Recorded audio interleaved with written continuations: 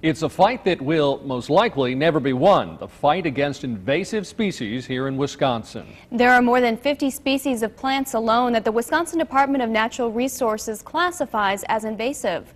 Fox 11's Bill Miston found out some types of invasive species can be effectively controlled. However, the DNR needs your help to do it. It's purple, it's pretty looking, and it's a pest. It's called purple loosestrife. First identified in Wisconsin in the 1930s, it is now found statewide.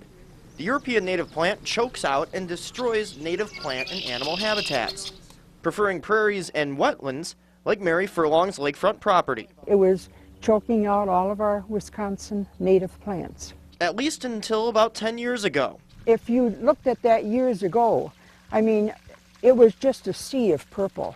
Instead of using chemical or manual forms of control, which can be costly and environmentally harmful, Furlong went for a more natural method. She started taking part in a recently new biological method of control using the Gelleracella beetle. Feeding exclusively on purple loosestrife, the beetle eventually destroys the plant. It's not hard to do at all. Now with these, we just dug up the roots, planted them in some black soil here, and you can see some of them are just starting to come up nicely now. Now Furlong's growing the plants she's trying to destroy, but for a good reason. In a few weeks, the beetles will be introduced to these plants. They will reproduce and will then be released into known habitats of purple loosestrife. A problem the DNR runs into isn't just fighting the invasive plants, but fighting them on private property. 90% of the wetlands in Wisconsin are privately owned.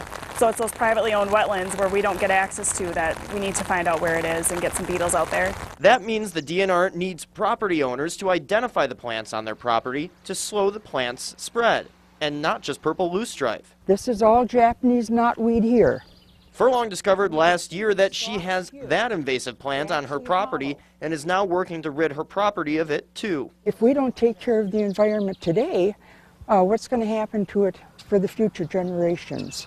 And Furlong's not waiting to find out. In Manawa, Bill Miston, Fox 11 News.